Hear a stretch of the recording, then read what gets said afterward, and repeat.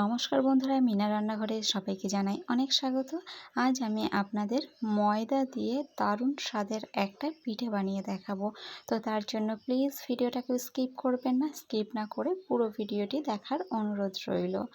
তো আমি এই পিঠেটা বানানোর জন্য এখানে একটা পাত্র নিয়ে নিয়েছি আর তাতে দিয়ে দিচ্ছি উষ্ণ গরম দুধ। এখানে আমি 1.5 কাপ মতো দুধ ব্যবহার করেছি আর এর ভেতরে দিয়ে দেব পরিমাণ মতো চিনি। মানে 1.5 কাপ দুধের সাথে এখানে আমি 6 থেকে 7 চামচ মতো চিনি ব্যবহার করেছি। মিষ্টিটা আপনারা আপনাদের পছন্দ মতো দেবেন, কারণ সবাই তো একরকম মিষ্টি খেতে পছন্দ করে না। যারা বেশি খেতে পছন্দ করেন তারা বেশি দেবেন, যারা কম খেতে পছন্দ করেন তারা একটু কম করে দেবেন। তো এর পরিমাপটা আপনারা নিজেরাই দেবেন। আর এখানে দিয়ে দিচ্ছি 1 চামচ ইস্ট। তো ইস্টটা দেওয়ার পর আমি এটা 10 মিনিটের জন্য একটা ঢাকা দিয়ে রেখে দেব। তো ফিরে আসছি 10 মিনিট পর।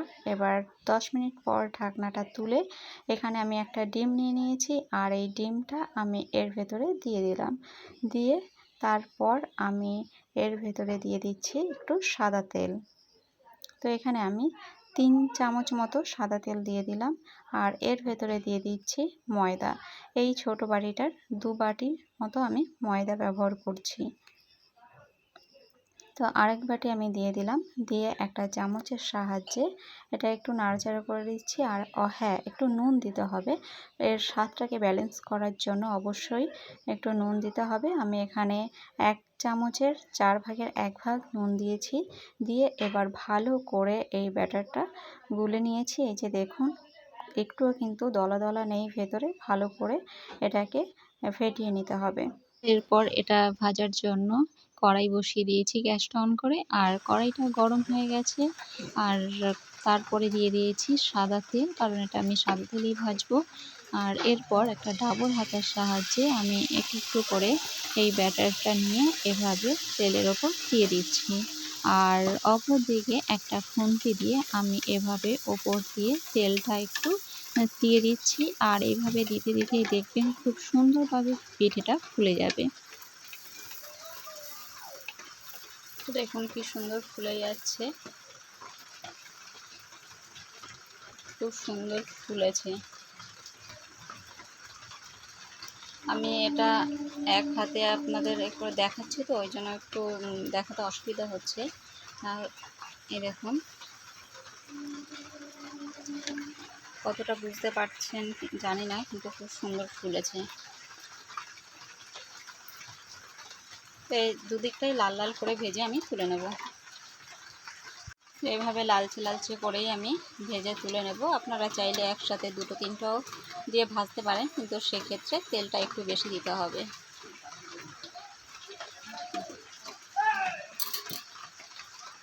তো একই রকমভাবে আমি সবগুলো পিঠেই এভাবে ভেজে নেব।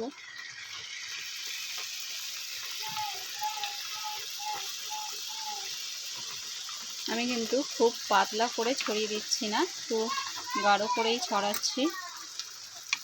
আর এরপরে এর উপর থেকে একটু তেল ছিটিয়ে দিচ্ছি।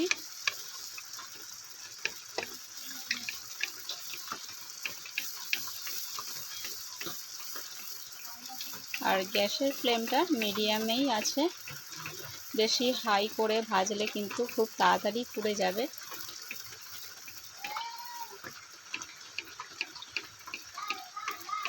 দেখুন আস্তে আস্তে এটা কিন্তু ফুলে যাচ্ছে। আর এটা খেতে কিন্তু খুবই ভালো লাগে, আপনারাও বাড়িতে একবার ট্রাই করে দেখতে পারেন। তো দুদিকটা এভাবে উল্টে আমি ভেজে নেব ভালো করে। তো সবগুলো ভেজে তারপরে আমি আপনাদের দেখাচ্ছি।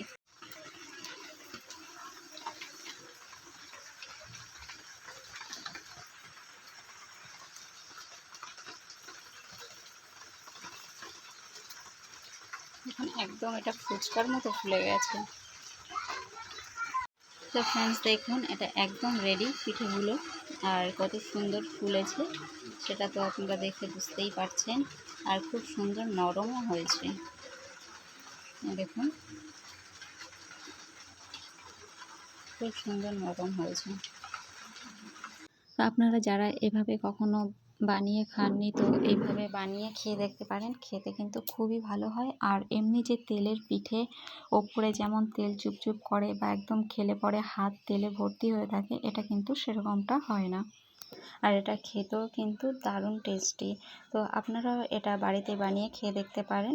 আজকের ভিডিওটা ভালো লাগলে লাইক কমেন্ট শেয়ার করে দেবেন। আর আজকের মতো এখানেই শেষ করছি।